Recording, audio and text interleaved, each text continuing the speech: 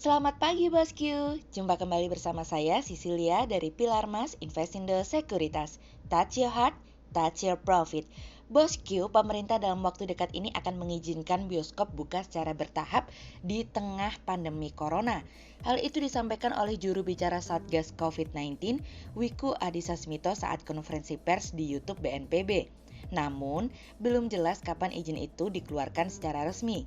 Dari pihak Gabungan Pengelola Bioskop Seluruh Indonesia atau GPBSI sendiri, berharap bioskop bisa dibuka kembali pada tanggal 10 September nanti. Gimana nih bosku, tertarik untuk menonton bioskop lagi nggak? Nah, seperti biasa kita akan mulai saja nih market review kita hari ini, Kamis 27 Agustus 2020 dengan episode Indikasi versus Antisipasi.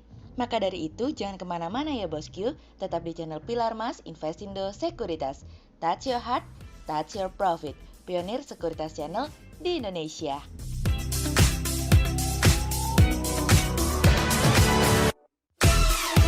Seperti biasa, kita akan mulai dari Global Economics Calendar.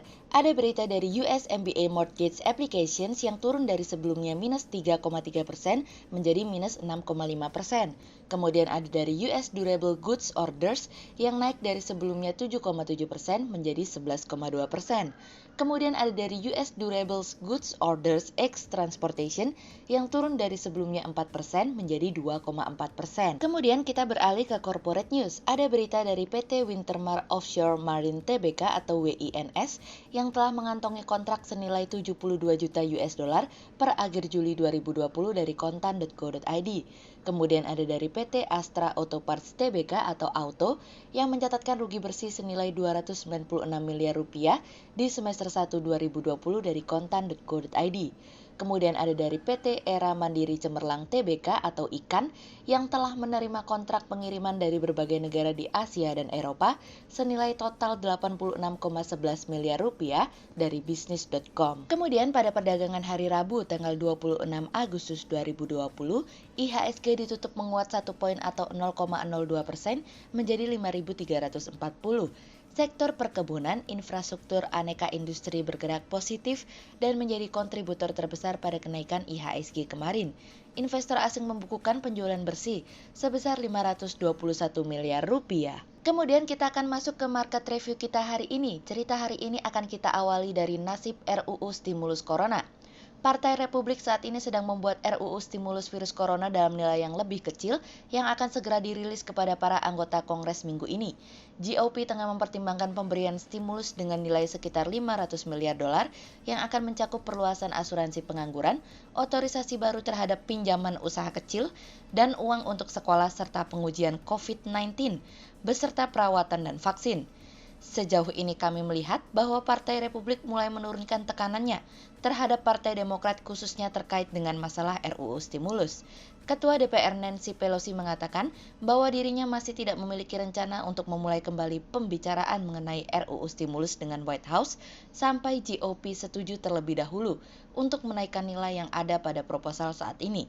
Sejauh ini Kongres telah gagal mensahkan undang-undang terkait dengan stimulus corona yang dimana undang-undang tersebut digunakan untuk menopang krisis kesehatan dan perekonomian yang mengalami goncangan. Menurut data kami, beberapa stimulus yang sudah diberikan sebelumnya terkait dengan penggusuran rentang waktu untuk pengajuan pinjaman usaha kecil juga sudah selesai. Dan diharapkan tentu stimulus yang baru dapat disahkan secepatnya untuk menjaga stabilitas perekonomian ke depannya. Kemudian cerita selanjutnya datang dari optimis namun realistis. Detik-detik menjelang pidato dari Powell pada hari Kamis waktu setempat tentu menjadi sesuatu yang sangat dinantikan. Bagaimana tidak pemirsa? Pasalnya kerangka kebijakan The Fed akan dibahas secara khusus untuk dapat mengejar inflasi untuk menghindari pertumbuhan yang lambat. Sejauh ini kami khawatir bahwa The Fed cukup berpotensi untuk menyampaikan sesuatu yang bernada dovish pada pidato nanti yang tentu saja akan memberikan tekanan terhadap prospek perekonomian. Apa yang sudah dilakukan The Fed menurut kami sudah lebih dari cukup. Bahkan, apabila apa yang dilakukan oleh The Fed masih kurang, The Fed sudah berjanji bahwa The Fed akan menggunakan semua daya yang ada, semua tools yang ada untuk menopang perekonomian. Terkait dengan pertemuan nanti, pelaku pasar dan investor akan cenderung wait and see hari ini, dan baru akan memberikan respon pada esok hari. Kami masih cukup optimis, meskipun realistis dengan pidato nanti.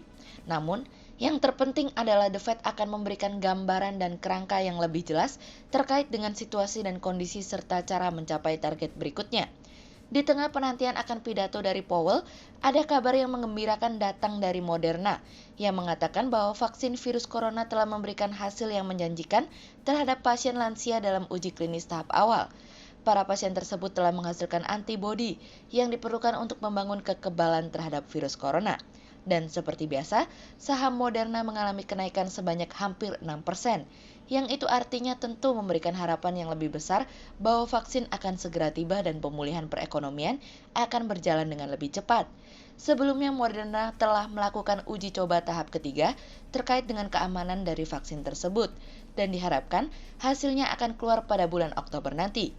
Jadi, harus dicatat nih pemirsa, apabila pada bulan Oktober nanti ada berita gembira dari vaksin, maka pasar saham akan berlari dengan gagah berani. Kemudian cerita selanjutnya datang dari Mampukah Bertahan?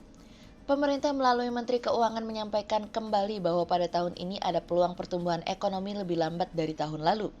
Sri Mulyani mengatakan bahwa pada triwulan 3 2020, pertumbuhan ekonomi dapat mendekati 0% setelah triwulan 2 terkontraksi 5,32%, sehingga saat ini pemerintah membutuhkan usaha yang sangat keras. Selain itu, Menteri Keuangan juga melihat beberapa kegiatan masyarakat dan ekonomi ternyata tidak mengalami akselerasi yang cepat pada Juli meskipun sudah terdapat pembalikan di beberapa sektor. Berdasarkan data industri pengolahan masih terkontraksi pada bulan Juli, namun lebih baik dibandingkan Juni dan Mei. Kami berharap tren ini terus membaik seiring dengan kalau konsumsi listrik dan kegiatan di industri mulai meningkat. Sementara itu, kami melihat segi perdagangan meskipun sudah terjadi relaksasi, ternyata belum menunjukkan adanya pembaikan dari sisi penerimaan pajak. Di sisi lain, untuk jasa keuangan masih mencatatkan pertumbuhan yang konsisten, di mana saat ini industri tersebut hanya terkontraksi 6,89% dibandingkan Juni, yang sampai 11% dan minus 30% pada Mei. Untuk sektor pertambangan masih konsisten kontraktif, hampir mirip dengan Juni, sedangkan transportasi dan pergudangan yang pada Juni sudah membaik di level positif, ternyata pada Juli kembali masuk zona negatif. Oleh karena itu, saat ini Menteri Keuangan tentunya akan berusaha untuk menjaga ekonomi agar tidak masuk ke dalam zona resesi dan mengupayakan berada di zona netral serta mengalami pemulihan.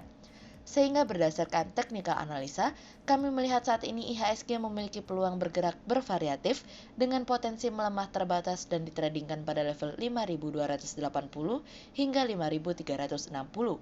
Hal tersebut dikarenakan sebagai bentuk antisipasi yang membuat pelaku pasar dan investor wait and see pada pertemuan Powell yang akan dilaksanakan hari ini waktu setempat. Berikut Stock Watch pilar emas hari ini. Yang pertama ada dari MDKA, kemudian yang kedua ada dari Excel, dan yang ketiga ada dari BMRI. Berikut dua saham yang kami analisa hari ini ya bosku.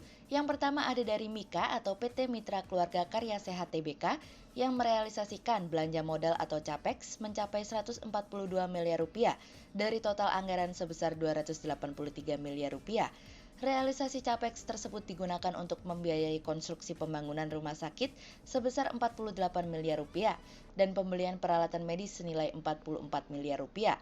Sedangkan selebihnya untuk pembelian lahan, bangunan hingga peralatan kantor, salah satunya membiayai konstruksi pembangunan rumah sakit di Surabaya, Jawa Timur. Hal ini tentunya bagian dari langkah strategis perusahaan adalah untuk pengembangan bisnis perusahaan ke depannya. Selain itu juga akan memperluas portofolio usaha dengan memasuki pasar jaminan kesehatan nasional atau JKN, meningkatkan volume pasien melalui perluasan kapasitas dan perekrutan tenaga medis profesional, meningkatkan intensitas pendapatan, serta meningkatkan efisiensi operasional. Sehingga berdasarkan teknikal analisa dalam tren pada jangka waktu short term, berpotensi untuk bearish dengan target 2250 dan tingkat probabilitas sebesar 50%. Kemudian yang kedua ada dari WINS atau PT Wintermar Offshore Marine Tbk yang telah mengantongi kontrak senilai 72 juta US dollar per akhir Juli 2020. Dampak COVID-19 juga dirasakan perusahaan yang bergerak pelayaran. Kebijakan lockdown yang dilakukan dari sejumlah negara tentunya memberikan imbas pada perusahaan. Dampak ganda dari COVID-19 dan jatuhnya harga minyak telah menunda pemulihan tahun ini. Akibat penurunan tajam jumlah perjalanan dan penerbangan, permintaan minyak telah turun secara signifikan di tahun 2020 sehingga mempengaruhi perolehan beberapa kontrak baru perusahaan. Kondisi ini tentunya menjadi perhatian manajemen.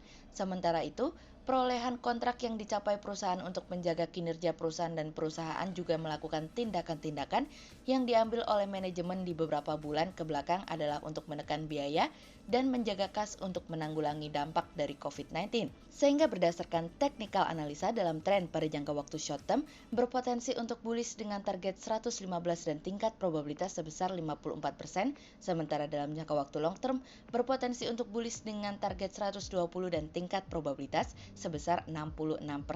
Berikut kami akan menyampaikan 40 saham pilihan dari Pilar Mas.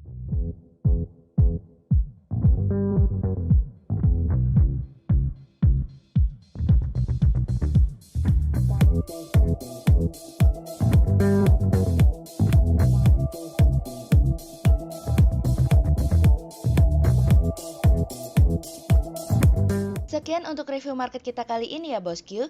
Untuk info lebih lengkapnya, Bosku bisa download PDF dengan klik link di bawah video ini atau bisa juga langsung akses ke website kami di www.pilarmas-investindo.co.id. Dan jangan lupa untuk selalu jaga kesehatan buat para Bosku ya. Kita akan bertemu lagi besok pagi untuk market review yang berikutnya. Jadi jangan lupa like, subscribe, dan tonton terus channel Pilar Mas Investindo Sekuritas. Touch your heart, touch your profit. Pionir Sekuritas Channel di Indonesia.